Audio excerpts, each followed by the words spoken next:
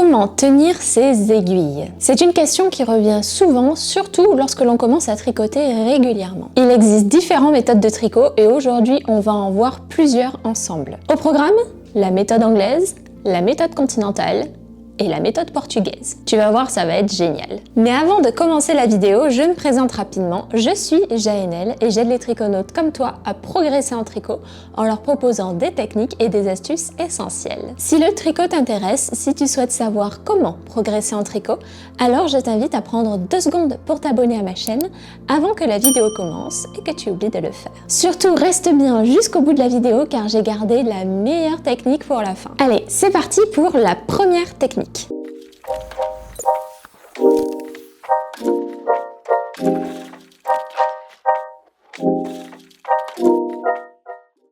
Pour commencer, on va voir la méthode à la française ou la méthode à l'américaine.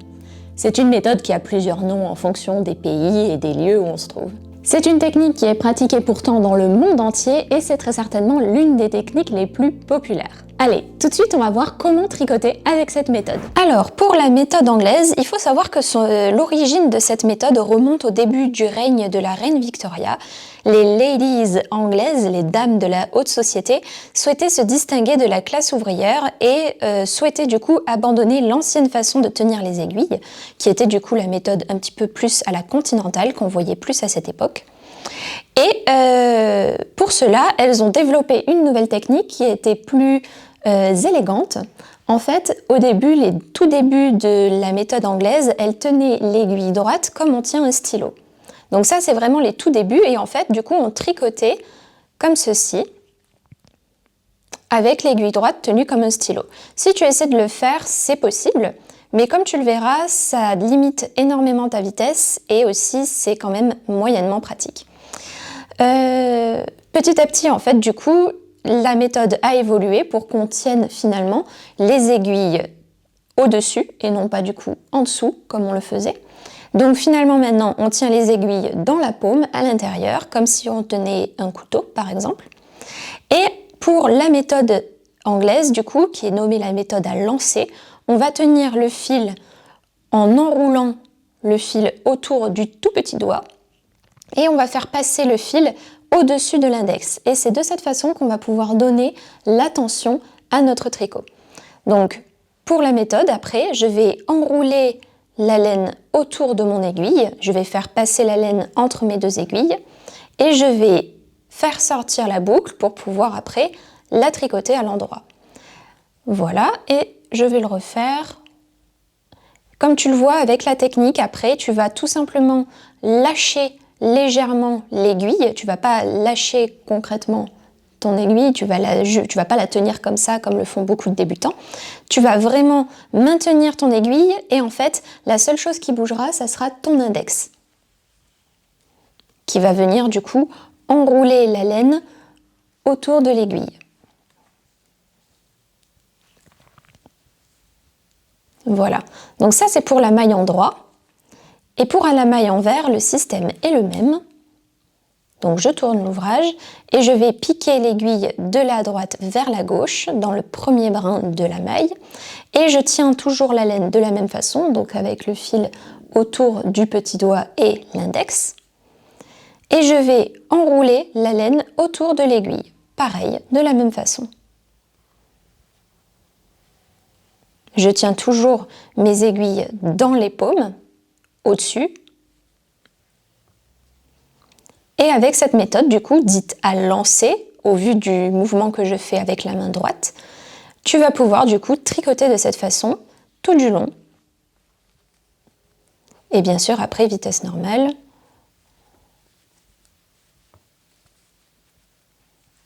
Voilà. C'est une méthode qui, lorsque tu l'auras bien développée, sera aussi rapide à tricoter que la méthode continentale, qui d'ailleurs n'est pas plus rapide qu'elle. Il y a plusieurs études qui ont montré que cela n'avait pas ou très peu d'impact. Voilà, maintenant on va passer à la deuxième technique justement. Pour la deuxième technique, on va voir comment tricoter avec la méthode dite continentale.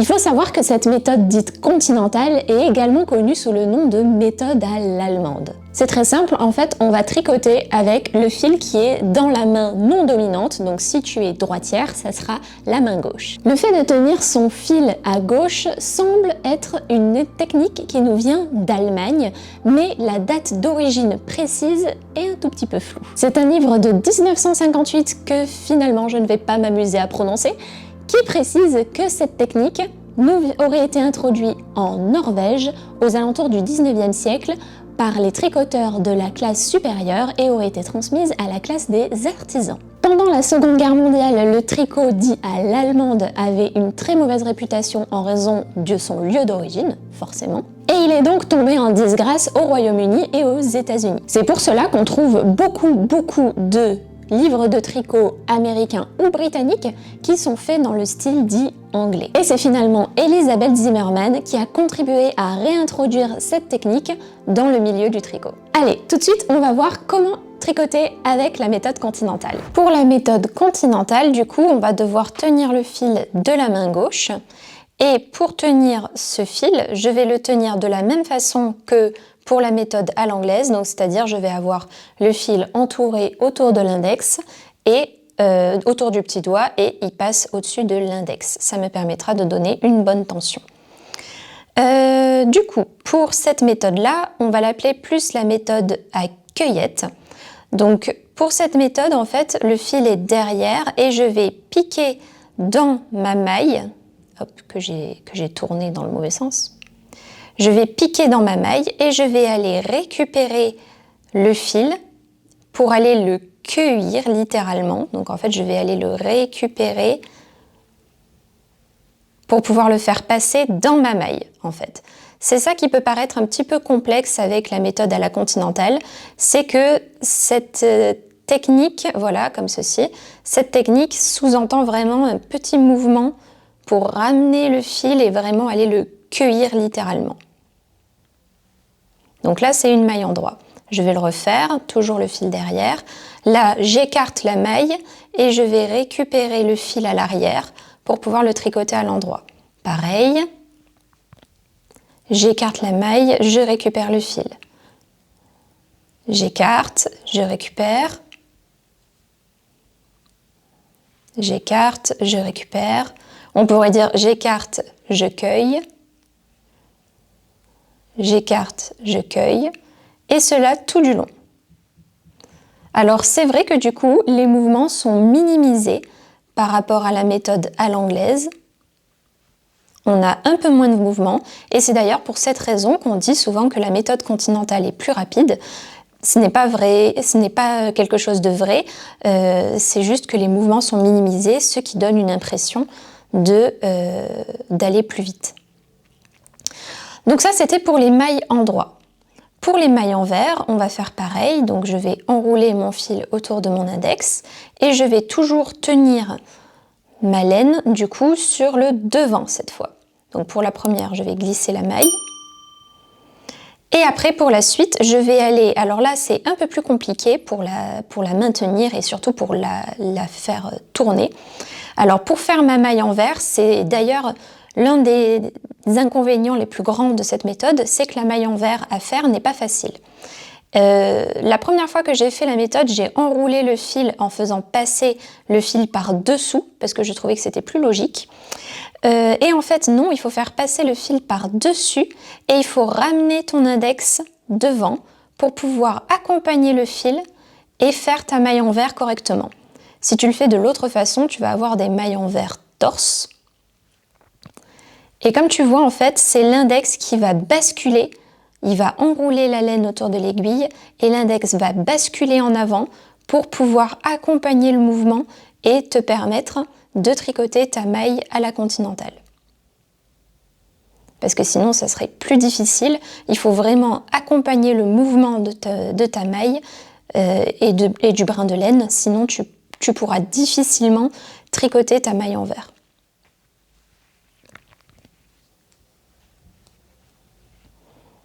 Donc je refais, j'enroule par-dessus, je rabats l'index et je fais tomber la maille. Je tricote comme pour tricoter une maille en vert, je passe le fil autour de l'aiguille par-dessus, je rabats l'index et je fais sortir la boucle. Voilà. Et voilà du coup comment faire la maille endroit et la maille envers avec la méthode continentale. À présent, on va passer à la troisième méthode. Si tu es arrivé jusqu'ici dans la vidéo, c'est très bien, mais surtout reste bien jusqu'au bout car j'ai gardé la technique que tu vas préférer à la fin. Donc écoute bien jusqu'au bout et surtout n'hésite pas à revenir en arrière s'il y a quelque chose que tu n'as pas compris. Allez, c'est parti pour la troisième technique. Pour la troisième technique, on va voir ensemble la méthode dite portugaise. Cette façon de tricoter est particulièrement adaptée aux personnes qui souffrent des poignets ou des personnes qui sont malvoyantes. En effet, la particularité de cette méthode, c'est qu'on va tenir notre fil de laine autour de notre cou.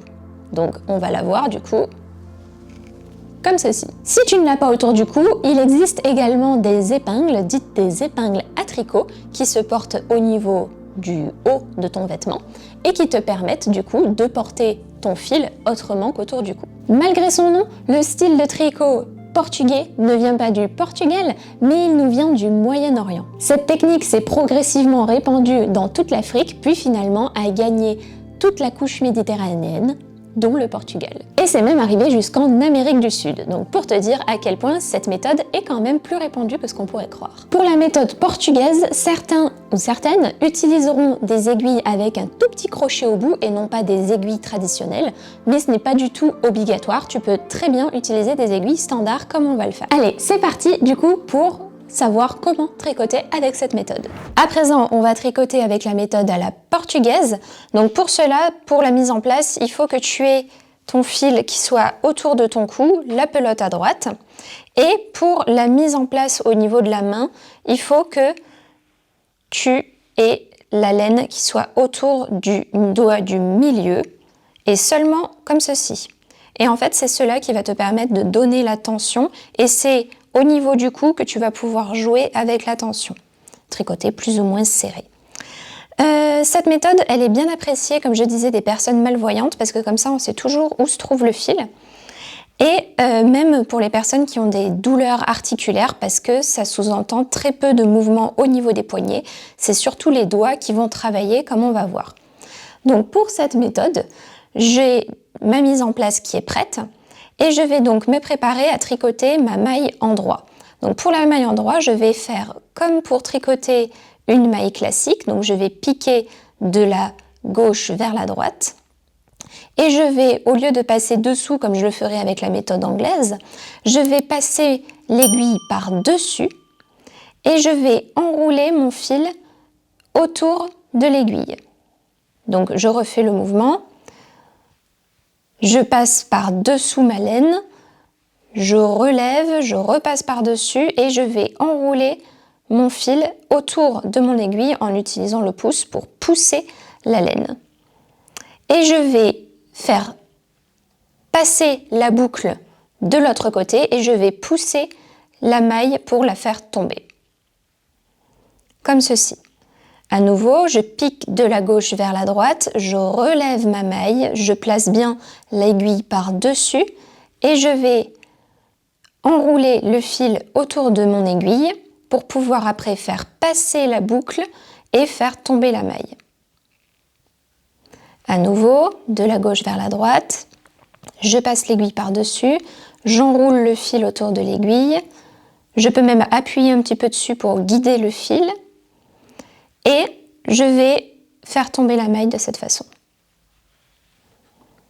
Je passe mon aiguille comme pour tricoter une maille de manière classique. Je fais bien attention à ce que l'aiguille soit par-dessus. J'enroule le fil, je fais tomber la maille.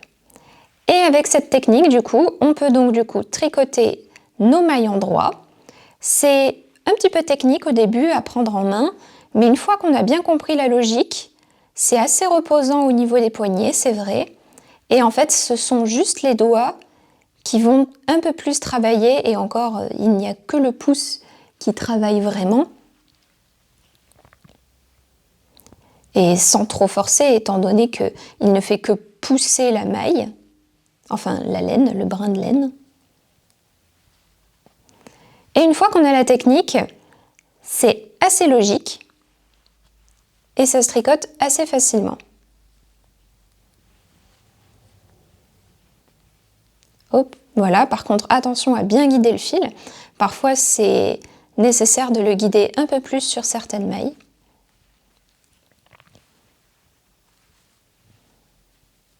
Donc pense bien à bien piquer dans ce sens-là, sinon ça ne marche pas. Voilà, et là les mailles envers sont faites. Je vais passer, les mailles en droit sont faites, on va passer justement aux mailles envers. Et en fait, ce qui est très chouette avec cette technique, c'est que les mailles envers sont vraiment super faciles à faire. Donc je vais piquer mon aiguille de la droite vers la gauche et je vais passer le fil autour de cette aiguille et je vais ressortir. C'est tout aussi simple que cela. C'est vraiment super facile, c'est d'ailleurs reconnu la méthode portugaise comme la méthode qui permet de faire le plus facilement les mailles envers. Rien à voir du coup avec la méthode continentale où c'est un petit peu moins logique, le mouvement est moins logique pour le corps. Là c'est vraiment très naturel et c'est très facile de prendre le pli. On aimerait presque faire des mailles envers tout le temps.